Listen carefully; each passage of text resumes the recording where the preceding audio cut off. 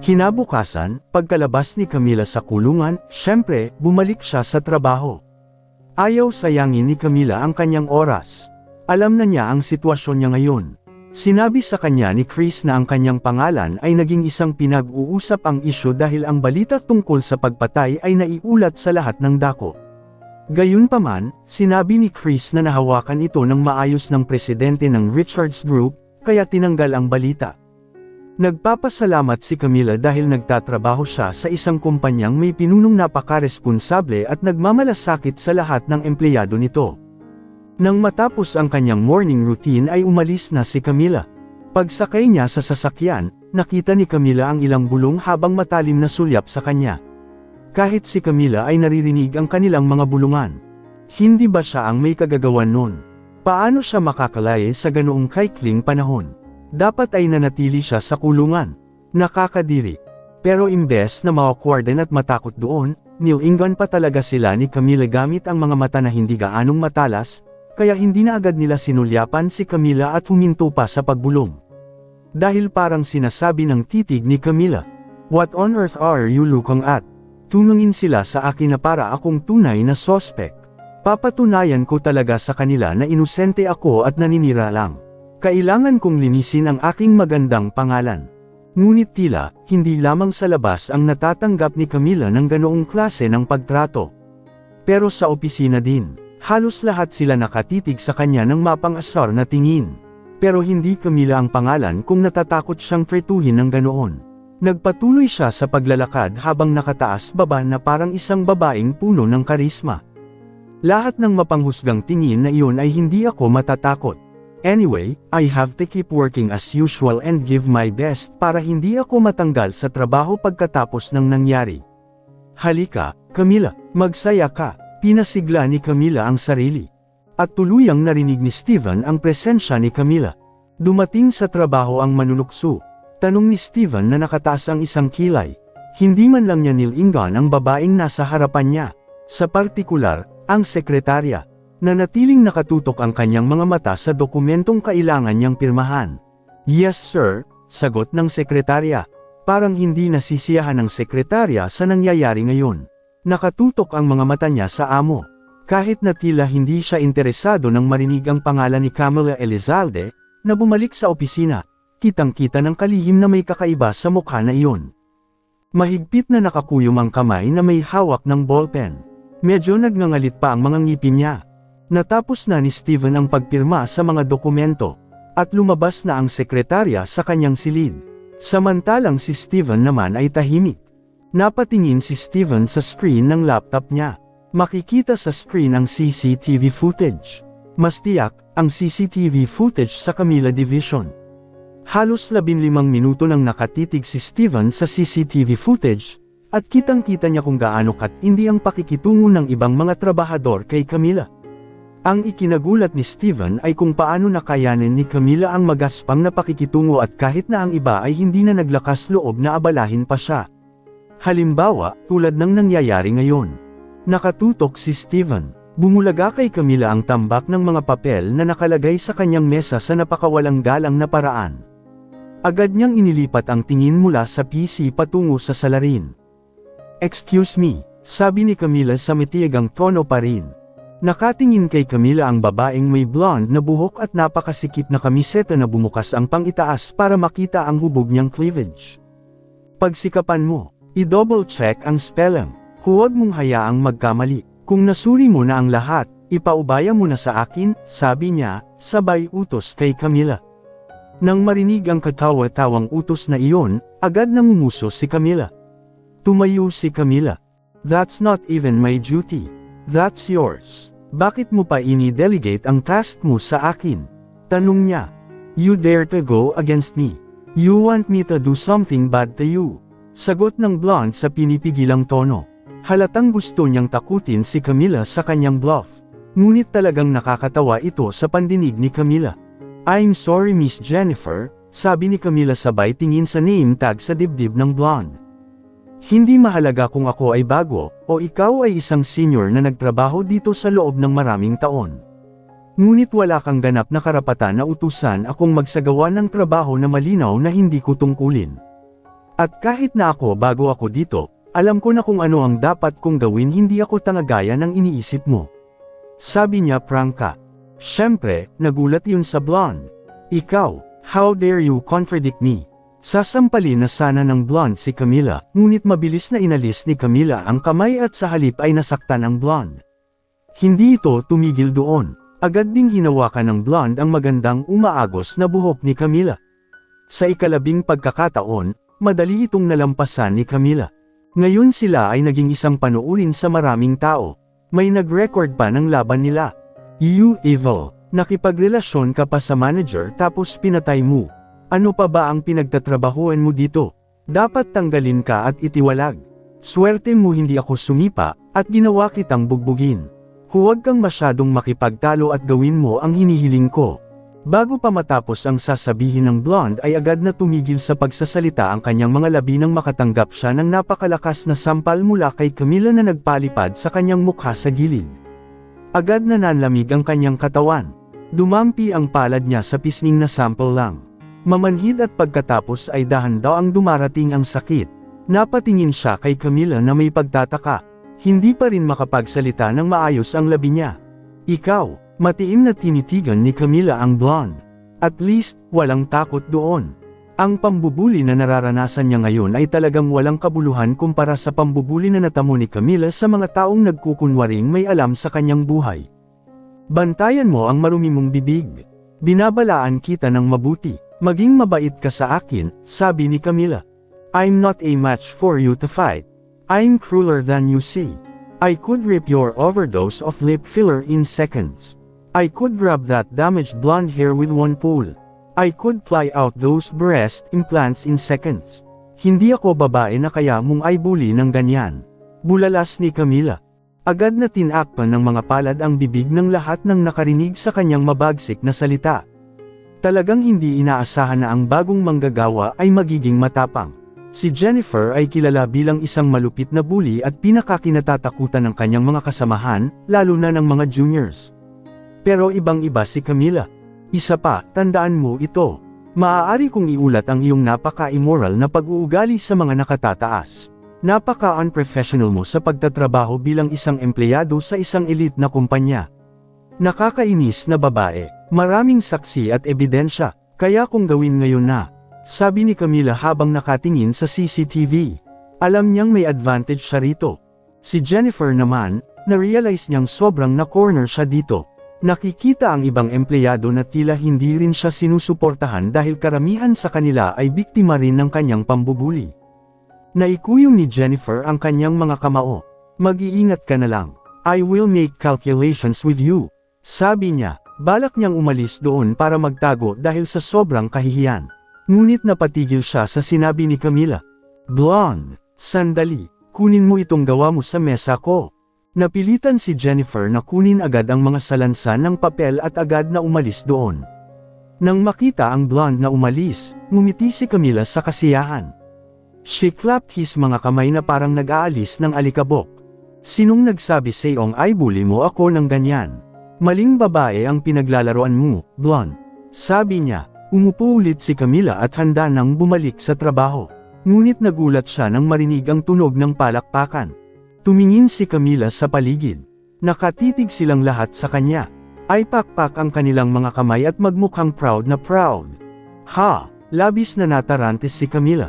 Anong pinapalakpakan niyo? Tanong niya. Lumapit ang isa pang empleyado kay Camila at tinapik ito sa balikat. Ikaw, in fact, I have misjudged you. You're so cool. Nagawa mong ipahiya si Jennifer at tumakbo ng ganyan. Ikaw na ang role model ko. Sabi nung babae, pagkatapos ay binati siya ng isa pang mainit na salita. Lahat sila, ang mga kasamahan ni Camila na orihinal na tumingin kay Camila na may hindi pagsang-ayon, ay nagsimulang tumingin sa Camila ng iba. Ngumuso si Steven na nanunood mula sa screen ng kanyang laptop. May iron will yata ang babaeng iyon. Tinitigan ni Amanda ang dalawang assassin na may masamang tingin. Nakalabas na ang taong siniraan ko, seryosong sabi ni Amanda. Yung magandang babae, sinong nakipagrelasyon sa asawa mo? Tanong ng isa sa kanila. Medyo nena si Amanda sa pahayag na iyon, ngunit tumanggaw siya. Oo, yung babaeng yon. Damn it, She got help. Don't know whom from whom. Pero ngayon malaya na siyang gumagala doon. Inutusan kita na pumunta dito para lang masigurado mo na nagawa mo ng maayos o hindi ang mga tungkulin mo, ani Amanda. I have paid you very mahal. I don't want to involved in this murder case. Gawin mo ang lahat para hindi ako pagdudahan. Matigas niyang sabi. Samantala, nagkatinginan ang dalawang killer at saka muling tumingin kay Amanda na may kumpiyansa na tingin. We have even worked with one of the hotel worker to ensure that the CCTVs around room 222 are turned off. You even know that, madam. Everything will be under control. Walang magdududa sa iyo, madam, he said. Alam ni Amanda iyon, kaya naman medyo natahimik siya. Ngunit hindi siya nasiyahan, syempre.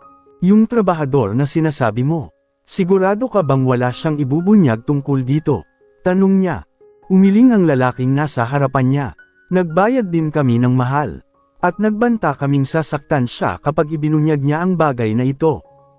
Tumango si Amanda na may kasiyahan. Okay, medyo nararamdaman na niya ngayon gamaan ang loob. Ngunit nagbigay pa rin siya ng mahigpit na babala sa dalawang assassin na ito. Ako ang customer mo. Tutal, kayo ang may gawa ng pagpatay. Ang mga kamay ko ay hindi nakikilahok sa pangyayari. Kinuha ko na lang ang resulta. At kung ang kasong ito ay patuloy na masusunod, kahit na ano, ako ayokong makisali, inosente ako dito. So make sure na hindi ako makikialam ha. Tumango ang dalawang lalaki. Kung tutusin, sigurado silang hindi malalaman ng mga pulis o kung sino man ang katotohanan dahil nagawa nila ito ng walang kaunting pagkakamali. You don't need to worry, madam.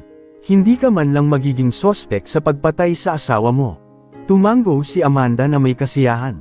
Okay, pwede ka nang umalis. Ngayon ang araw na gagawin ni Dalia at Athena ang kanilang mahalagang tungkulin. Umalis na sila pagkaalis ng mommy nila papunta sa trabaho at si Lola naman ay busy sa business niya as usual, kaya medyo nabawasan ang bantay ng mga quintuplet. At iyon ang perpektong oras para magpunta sina Dalia at Athena kung saan nila kailangan pumunta. Ang Raffles Hotel. Hindi man lang naliligaw, naroon na sina Dalia at Athena sa pinangyarihan ng krimen. Dumiretso sila sa loob, talagang walang naghihinalas sa kanila. Dalawang kaibig-ibig na paslit. Nasa elevator na sila, silang dalawa lang ang naroon. Nakakamangha talaga ang collaboration nilang dalawa kaya hindi sila nahirapan kahit kaunti. Bumukas ang pinto ng elevator. Dapat kontaken muna natin si Riley. Bago tayo pumasok sa room 222. Gusto kong makita ang CCTV footage sa paligid ng kwarto sa petsa ng pagpatay, sabi ni Dalia. Tumango si Athena bilang pagsang-ayon. Mabuti pang pumasok tayo sa isang kwarto. Nag-aalala ako na baka may makarinig sa usapan natin at maghinala na may kakaiba tayong usapan, sagot ni Athena. Ngayon ay nasa isang silid sila kung saan walang tao at agad na nakipag-ugnayan kay Riley. Hello, Riley. Oo, ako. Ano yun? Kailangan mo ng tulong ko. Tanong ni Riley. Naroon si Riley kasama ang tatlo pang kambal na babae. Nakaupo na siya sa harap ng computer, handang-handa na siyang tulungan ang dalawa niyang kambal na naka-duty. Yes, I want to know where is the location of the room was where all the CCTV footage was broadcast, utos ni Dalia. Nakarating si Riley sa gawain. Ang mga cute na maliliit na daliri ay mabilis na mag-type. Pumasok sa Raffles Hotel Information System at nakita ang floor plan ng hotel. Nasa sahig ang kwartong iyan, Riley gave her great detail. Tumango si Dalia bilang pag-unawa. Natapos ang tawag. Tara, pupunta tayo dyan ngayon, sabi ni Dalia. Sinundan ni Athena si Dalia. Sa wakas, nakarating din sila sa lugar na iyon. Medyo marami ang mga manggagawa sa hotel na dumaraan. Dahil sa ayaw nilang paghinalaan ang presensya nila, kaya nagtago sina Dalia at Athena sa tuwing may dadaan sa kanila. Dahil maliliit ang katawan ng kambal, madali silang nakapagtago ng hindi napapansin. Yun, yung kwarto ang ibig sabihin ni Riley, sabi ni Dalia. May access key na dapat mayroon tayo para makapasok doon. Samantalang wala tayo, sabi ni Athena. Pinagmasdan ni Athena ang lahat ng lumalabas-labas ng kwarto. Nalipat ang tingin ni Athena sa wall clock na medyo malayo sa kasalukuyang pinagtatagwan nila. Naningkit ang kanyang mga mata. Matalas ang kanyang paningin kaya nasabi na ni Athena kung anong oras na. Malapit na magtanghalian, sabi ni Athena. Malapit nang umalis ang mga empleyado. Kakaunti lang ang tao sa kwarto. At least isa lang ang tao. I can confirm there are not more than 5 people working on surveillance in that room, Dahlia, Athena said. Nagsimula siyang mag-analyze. Sumang-ayon si Dahlia sa sinabi ni Athena. Ang bawat manggagawa ay dapat magkaroon ng access key na iyon. Ang kailangan lang nating gawin ay kunin ang isa sa kanilang mga access key para makalusot tayo sa loob at makita ang CCTV footage na kailangan natin, patuloy ni Athena. Okay, sabi ni Dahlia. Hihintayin natin ang oras ng tanghalian nila at susundan natin sila sa cafeteria, pagkatapos ay magnakaw ng access key at bumalik dito. Napangiti si Athena sa kasiyahan dahil naintindihan ng kapatid niya nang hindi na niya kailangang magdetalye pa. Nagtatago pa rin sina Dahlia at Athena hanggang sa tuluyang dumating ang tanghalian. Matyaga silang naghintay. Ilang empleyadong naka-duty sa silid ang lumabas tulad ng inaasahan nila. Bilangin mo kung ilan ang lumabas, bulong ni Dahlia. 1, 2, 3, 4, 5. Kumbaga, may lumabas na 5 tao. Umalis na silang lahat. Sumunod sina Dahlia at Athena. Nauna silang 5 sa locker room. Tinalakay ni Dahlia at Athena kung saang manggagawa sila kukuha ng mga access key. At nagpa siya kung sino ang kanilang target. Noong una, nag-isip sila ng plano kung paano kunin ang access key mula sa may-ari. Ngunit tila, ang kalamangan ay nasa kanilang panig. Nahulog lang ang access key mula sa may-ari at nakahiga sa sahig. Agad namang nagkatinginan sina Dahlia at Athena at parehong natameme. Lumabas si Athena sa kanyang pinagtataguan at kinuha ang access key. Nakuha ko. Mabagal ngunit masiglang sabi niya. Balik na tayo. Dahil tanghalian na, napakatahimik ng daanan. Walang tao. Nasa harap na ng CCTV surveillance room sina Dahlia at Athena. Ang sabi sa pinto ay empleyado lang ang pinapasok. Pinindot ni Dahlia ang access card hanggang sa tuluyang bumukas ang pinto. Ngumiti ng malapad ang dalawa at agad na pumasok. Pagkapasok nila ay muling isinara ang pinto. Idiniin ni Dahlia ang kanyang maliit na hintuturo sa kanyang mga labi. Sinenyasan ang kanyang kambal na kapatid na huwag maingay. Palihim silang naglakad. Maraming computer dito. Ang bawat computer ay may CCTV footage mula sa bawat palapag. Walang CCTV sa bawat kwarto dahil lalabag ito sa privacy ng bisita. Pero at least, ma-check ni Dahlia at Athena kung sino ang pumasok sa room number 222 bago ang kanilang ina. Dahil ang ibig sabihin ay ang tao ay ang suspect. May nakita sina Dahlia at Athena na namamahala binabantayan ang silid na ito habang ang kanyang mga kasamahan ay nagpapahinga habang nagtanghalian. Ngunit tila, napakapabaya ng opisyal dahil nalaman ni Dahlia at Athena na mahimbing na natutulog ang opisyal. Ngunit ang kapabayaan ng opisyal ay talagang nagdulot ng swerte kina Dahlia at Athena. Agad na lumapit sa computer ang dalawa, ni-record ang front room sa room 222. Kahit hindi gaanong magaling si Riley sa paglalaro ng computer, parehong magaling din sina Delilah at Athena. Alam nila kung ano ang gagawin. Nagsimulang mag-type si Athena sa petsa, araw, at oras ng pangyayari. Ngunit hindi nila nakuha ang mga resulta na gusto nila, dahil ang pag-record noong panahong iyon ay wala pa. Paano naman? Natarante sina Athena at Dahlia. Sinusubukan nilang hanapin muli, sino ang nakakaalam na ang computer ay nagkakaroon ng error. Ngunit ang resulta ay nananatiling pareho. Wala. Mukhang nag-isip sina Dahlia at Athena. Kumbaga, medyo matalino yung killer. Sinadya nilang pinatay yung CCTV cameras that time para walang ebidensya ng CCTV footage, Athena said. Tumango si Dahlia, pero syempre, hindi naman basta-basta mangyayari ang mga ganyan kung walang tulong ng mga insider. Diba, Athena? Tila telepatiko ang tingin ni Dahlia kay Athena, at naintindihan naman ni Athena. Maraming tao ang nag-ambag sa kasong pagpatay na ito, Dahlia. Kumbaga, hindi lang isang tao ang hinahanap natin. Marami pa tayong gagawin. Bahagyang napangiti si Delilah sa sinabi ng kapatid. Ito ang una nating malaking kaso, Athena. Makakatulong ito sa atin maasa ang mga kasanayan sa tiktik. Excited na ako. Ganun din, mukhang excited din si Athena. Oo, tama ka, Dahlia. Athena, let's take some pics of this guy. Who knows, we might need this person's data, sabi ni Dahlia. Walang gaanong tanong, kinuha ni Athena ang cellphone at kinunan ng litrato ang natutulog na lalaki. Napakalinaw ng mukha niya sa camera ng cellphone. Fair na, tapos na ang trabaho natin dito. Sina Dahlia at Athena ay nag-email sa Riley CCTV footage. Kakailanganin nila ito mamaya. Send. Fair na, agad na lumabas sina Athena at Dahlia. Ngayon papasok na sila sa room no. 222, ngunit dahil hindi sila bisita, wala silang access na iyon. Katulad ng dati, kakailanganin nila ng access key para makapasok sa kwarto. Gayunpaman, hindi magagamit ang access key na hawak nila para makapasok sa kwarto. Kailangan natin ang access key na hawak ng housekeeper, sabi ni Dahlia. Tama ka, pero bago iyon, kailangan nating ibalik itong access key kung saan ito nahulog. Kawawang empleyado kung mawala ito. Fair na, matapos maibalik ang access key kung saan ito nahulog, dumiretso sina Athena at Dahlia sa susunod nilang gawain. Malapit na sila sa room no. 222, malamang, ang silid ay ginamit lamang ng isang panauhin at handa ng linisin ng kasambahay. Kapag pumasok ang kasambahay, papasok din tayo sa loob bago muling magsara ang pinto. Pagpasok pa lang ng kasambahay, tumakbo sina Dahlia at Athena mula sa kanilang pinagtatagwan at binuksan ang pinto gamit ang isang maliit na paa. Nahawakan ng isang paa ni Dahlia ang pinto bago muling isinara. Ngumiti sina Dahlia at Athena. Naghintay sila ng ilang minuto bago tuluyang pumasok sa loob. Naririnig nila ang pag-ungol ng kasambahay.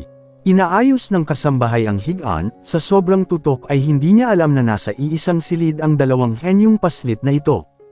Hinanap ni Dahlia ang kanilang tinatagong puntes. Hihintayin nilang matapos at umalis ang kasambahay kaya sila na lang ang nasa kwarto mamaya.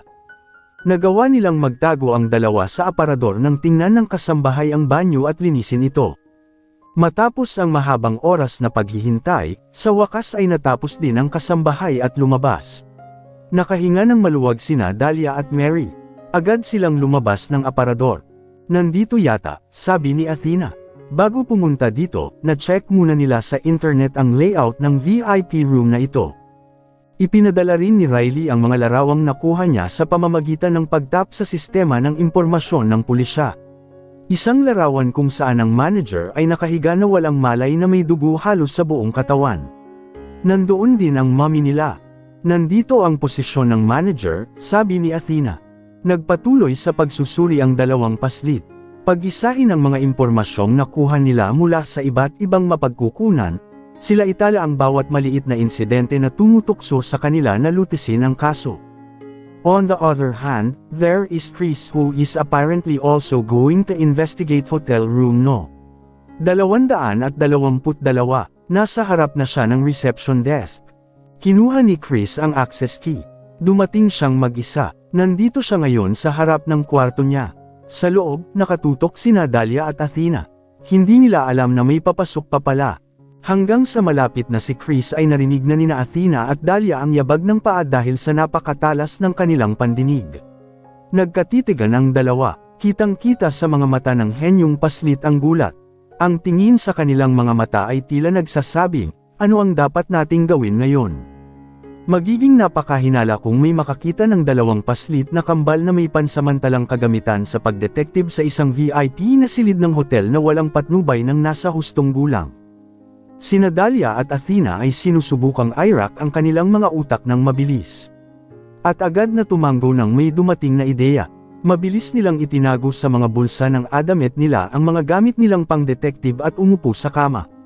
Wala nang seryosong titig. Ngunit ang mga inosenteng titig ng mga batang kaedad nila.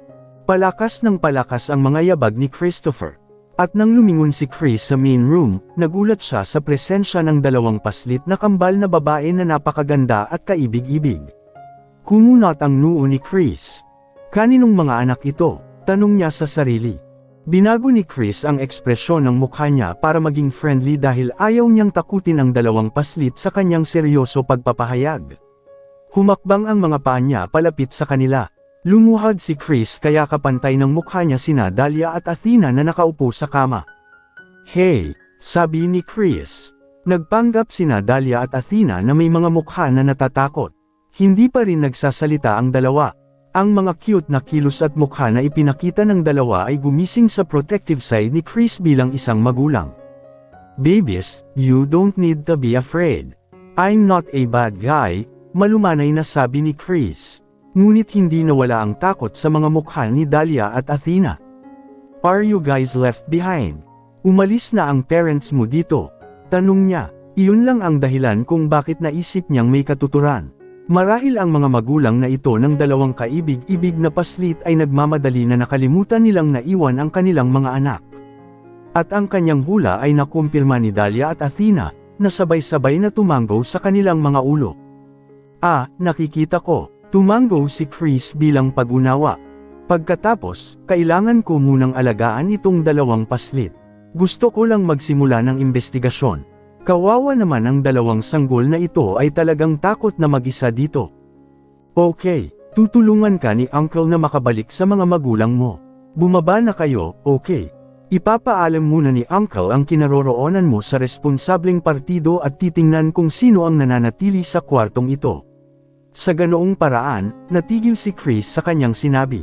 Ang paliwanag ay maaaring masyadong komplikado at nakakalito para sa 3 taong gulang na batang ito na kasunod niya. Kaya ngumiti lang si Chris. "Halika na, tutulungan ka ni Uncle na makabalik sa mga magulang mo." Napangiti si Chris nang tumanggo ang kambal na paslit. Bumaba sila sa kama at hinawakan ang kamay ni Chris.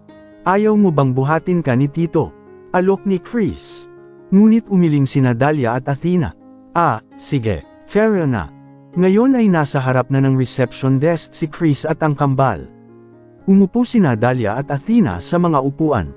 Ini-report na ito ni Chris sa receptionist at ngayon ay kino-contact na ng receptionist ang dating nanatili sa VIP room no. 222. Ganun ba? "Okay, sir. Sorry to disturb your busy life," magalang na sabi ng receptionist, saka pinatay ang tawag. Naguguluhang tingin ang ibinigay ng receptionist kay Chris. "Paano? Babalik ba sila para kunin itong cute na kambal?" tanong ni Chris na nakataas ang isang kilay. Pero natarante si Chris nang magsimulang magpaliwanag ang receptionist. "I'm sorry, sir, pero sabi ng mga guest na nagstay dati sa room no. 222, wala raw silang anak. Mag-isa lang daw sila sa kwarto. So, itong dalawang kambal na ito, hindi naman nila anak," she explained. Napatingin agad silang dalawa kina Dahlia at Athena na mukhang natatakot. Kunwari lang, syempre, kung ano talaga ang nangyari, hindi naman nag-alala ang dalawang paslit. Binalak nilang tumakas kapag nagkaroon sila ng pagkakataon. Mukhang naputol ang investigasyon ngayon dahil sa kaguluhang ito. "Sigurado ka ba?" tanong ulit ni Chris para makasigurado. "Yes, sir," sagot ng lumuhad na receptionist. Napabuntong hininga si Chris. Tumanggo siya. "Okay then. Thank you. Ako na ang bahala sa kanila," sabi ni Chris. Hinawakan ni Chris sina Dahlia at Athena sa kanyang mga bisig. "Alam mo ba ang mga numero ng telepono ng iyong mga magulang?" tanong niya. Napailing sina Dahlia at Athena. Lalo nitong ikanalito si Chris. Saan niya dapat dalhin ang kambal? "Mas mabuting dalhin ko sila sa istasyon ng pulis. Tutulungan nilang hanapin ang mga magulang ng kambal." Ang investigative activities na gagawin ni Chris ay kinailangang maantala dahil natagpuan niya ang kambal. Medyo abala ito dahil hindi karaniwan para kay Chris na maantala ang kanyang mga aktibidad. Napakahalaga ng oras sa kanya, dahil inutusan siya ni Steven na tapusin ang kasong ito sa lalong madaling panahon. Kailangan niyang sabihin kay Steven ang tungkol dito. "Dapat ko bang puntahan muna si Steven?" Nag-isip sandali si Chris. "Nga pala, ano ang mga pangalan mo?" tanong ni Chris sa kambal. Inilahad ni Dahlia ang kanyang kamay. "Dahlia, pakilala niya. And this is my twin sister, Athena." "Okay, so Dahlia and Athena, right? Okay, may bibisita muna tayo bago natin hanapin ang parents mo. Okay ka lang ba?" tanong niya. Nagkatinginan sina Dahlia at Athena. "Magtatagal ba tito? Miss na namin si Daddy," ani Dahlia. Napangiti si Chris. "Sandali lang, may kikipagkilala si Tito sa isang kaibigan." Sumang-ayon sina Dahlia at Athena. Wala ni isa sa kanila ang nakakaalam kung sino ang makikilala nila. Steven, ang kanilang biyolohikal na ama. Madarama kaya nilang dalawa ang isang bono sa pagitan nila ni Steven. At ano tungkol kay Steven mismo? Mararamdaman kaya niya ang attachment na iyon? Maghahinala ba siya kapag nakilala niya ang dalawang paslit na halos magkahawig ang mukha niya?